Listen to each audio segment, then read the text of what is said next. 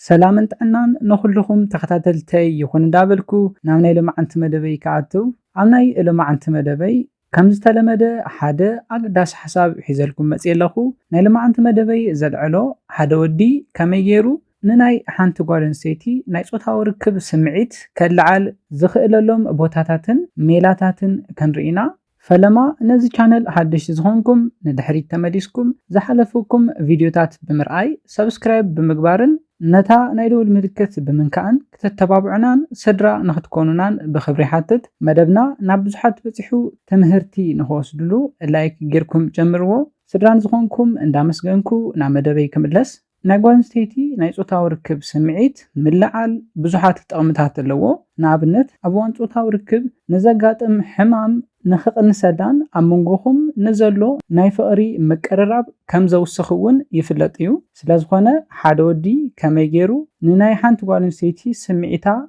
رجئلو كالعال كم زخئل كنرئينا أتقدامي حساب نريو دما كتنخا انكلخا رجئلكا كسيلكا كخون اللوو عبز جزا تتقمو عبناي أصابعتخا عب ጫፍ ከባቢ ዘሎ لسلس زبله بارت كخون اللوو عب كسادا ማእገራ ከናፍራ ነእዳዋ ነእጋራ ቀስ እንዳበልካ ከተነኻኸ ኣለካ ብዝተኻለኩም ዓቕሚ ንኹሉ ክፋል ሰውነተን ክትነኽኡ ካባኹም ትጽቢት ይግበር እዩ ብዝበለጸ ድማ ኣብ መቐመጫን ኣባጧታን ከባቢ ንውሕ ዝበለ ግዘ ምንኽኻን ምሕስሳይን ንመቐመጫ ድማ ሓይሊ ብዘይብሉ መንገዲ ቀስ እንዳበልኩም ኣብ ትውዕዋ እዋን ናይ ጾታዊ ርክብ ስምዒታን ድሌታን بعزفي يوسخايو اتخالاي انريو دما مولو نمولو كتسعمان كلخا بمولو سمعيت كخون اللوو نازي كبلن كلخو كتجمرن كلخا لسلس بزبالة عجمامرا كتجمر لكا ويكا هايلايت زغوانا عالسعاما كخون اللوو اندات انحكم كتكادون كلهم دما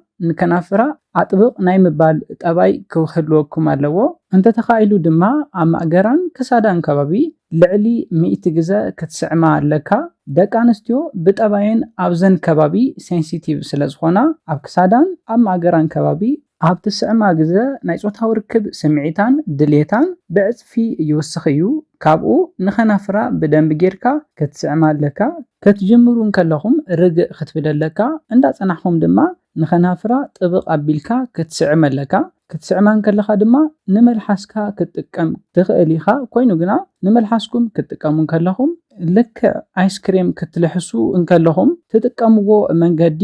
ቀስ ኣቢልኩም ንናይ መልሓስኩም ጫፍ ጥራሕ ተጠቒምኩም ንኸናፍራ ምስዓም እምበር ንመልሓስኩም ብዙሕ ክተውፅኡ የብልኩምን ብዝኻኣልካዮ ዓቕሚ ድማ መልሓስኩም ድርቕ ዝበለ ክኸውን ኣለዎ እቲ ሳልሳይ ንሪኦ ሓሳብ ድማ ናይ ጾታዊ ርክብ ስምዒት ከለዓሉ ዝኽእሉ ነገራት ክተኹልሳ ኣለካ ንኣብነት ስትሮበሪ ቸኮሌት ኮታስ ክጥዕሙ ይኽእል እዮም ኢልካ ተሓስቦም ነገራት ነታ ጓል ኣንስተይቲ ክተኹልሳ ኣለካ ክትሰዓሙን ከለኹም ኣብ ናይ ክልቴኹም ኣፍ ዘሎ ቃና ጽቡቕ ክገብር ዝኽእል መስተታት እውን ክትሰትዩ ትኽእል ኢኹም ምኽንያቱ ድማ ኣብ መንጎኹም ዝህሉ ናይ ምስዓም ድሌት ክውስኽ ክገብር ዝኽእል ስለ ዝኾነ እዩ እቲ ራብዓይ ንሪኦ ሓሳብ ድማ ምሕስሳ እዩ ደቂ ኣንስትዮ ብጠባየን ክሕሰያ ይደልያ እየን ኣብ ማእገራ ከባቢ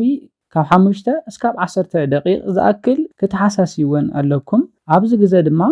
ንከናፍራ ኣብ ትስዕማ ግዜ ናይ ጾታዊ ርክብ ድሌታን ስምዒታን ካብቲ ዝነበረ ግዜ ብዝለዓለ ይውስኽ እዩ እስካብ 10 ዕፅፊ ከውስኽ ዝኽእል ሜላ እዩ ሽዑ ድማ ዋላ እኳ ጾታዊ ርክብ እንተገበርኩም ምንም ዓይነት ሕማም ንኸይስምዓ ዝሕግዛ እዩ ስለዝኾነ ብዝተኻለኩም ዓቕሚ ንማእገራ እንዳሓሳሰኹም ንኸናፍራ ክትስዕሙ ኣለኩም ከም ዝፍለጥ ደቂ ኣንስትዮ ናይ ጾታዊ ርክብ ስምዒተን እስካብ ዝለዓል ንውሕ ዝበለ ግዜ ይደልያ እየን እዚ ኩሉ ምስ ገበርኩም እውን ናይ ጾታዊ ርክብ ስምዒተን ዘይለዓል እንተኾይኑ ቀስ እንዳበልኩም ናይ ጾታዊ ርክብ ዕላላት እንዳዕለልኩም ናይ ጾታዊ ርክብ ስምዒተን ንኽለዓል ክትገብሩ ትኽእሉ ኢኹም ንኣብነት ከናፍርኪ ልስልስ ዝበላን ጥዑማትን እየን ከናፍርኪ ዝህበኒ ስምዒት ብጣዕሚ እየ ዝፈትዎ ከምዚአን ዝበላ ዕላላት ርግእ ኢልኩም እንዳዕለልኩም ናይ ጾታዊ ርክብ ስምዒተን ንኽለዓል ክትገብሩ ትኽእሉ ኢኹም ብዝተኻለኩም ዓቕሚ